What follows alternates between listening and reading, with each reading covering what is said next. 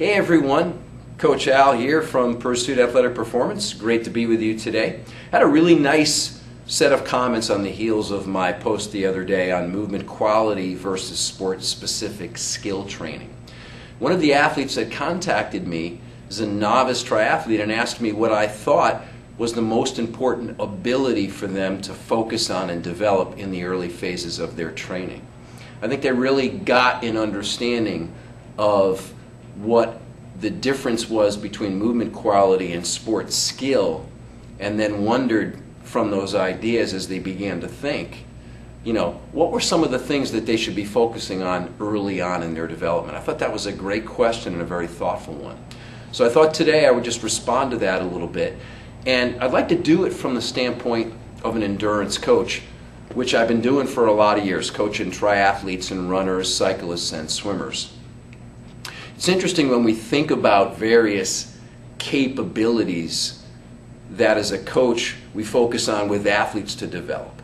Endurance, muscular endurance, power, skill of course, and speed, and then transitioning those more general aspects of abilities or fitness into something that's more specific for a goal race, whatever that goal race may be, whether it's a half Ironman, full Ironman, or a 5K.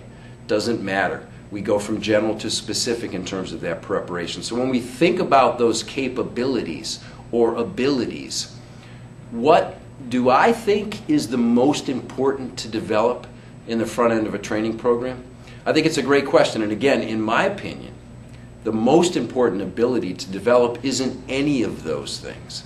It's actually durability. Durability, in my opinion, is simply the ability to resist injury. How durable are you as an athlete? How able is your body to absorb training load, increased progressive training load, and not get injured?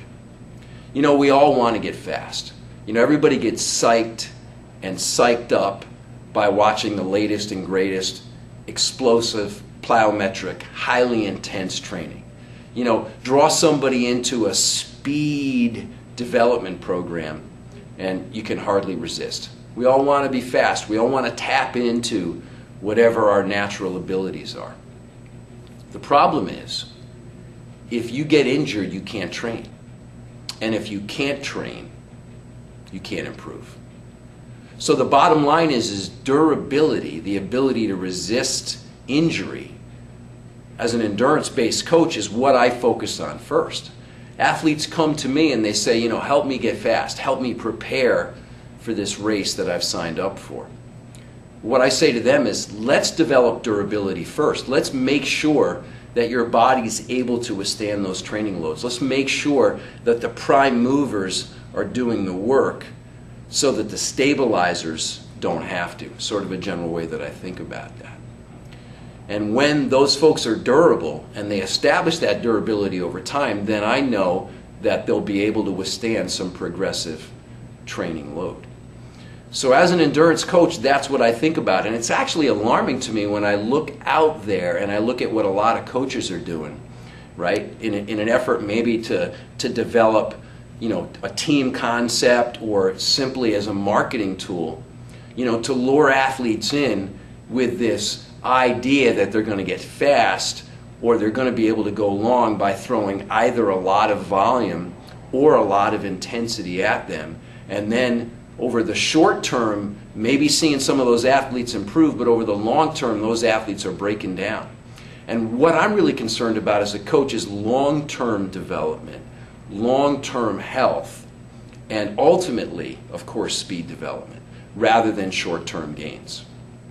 What's really fascinating about this whole thing, and we see this every day here at Pursuit Athletic Performance, is the same training that'll help you to become more resistant to injury, more durable, is also the same training that's going to help you get faster.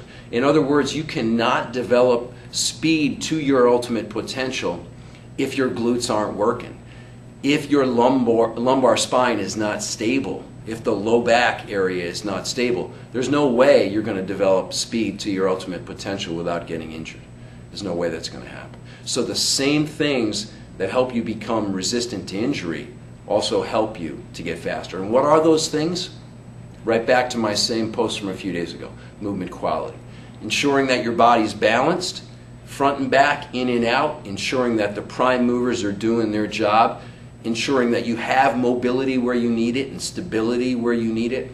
Those are the keys to ensuring that as the training progresses smartly, as you add either speed or intensity or distance and volume to your training, that your body's not going to break down.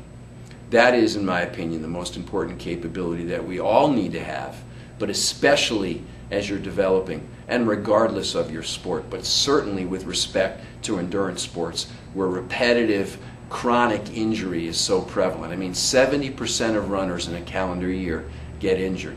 And they get injured because they think the secret to getting better is to add more miles. They think the secret to getting better is to throw a lot of intensity into their running program. Or they think the secret to getting better is to buy a new pair of shoes or to take the shoes off and go without shoes altogether.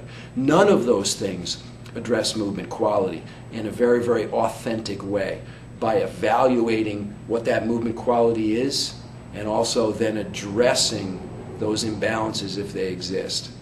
Set that platform, establish that foundation, develop that movement quality, become durable, and the speed, as long as you're training smart, is going to come. I hope this makes sense.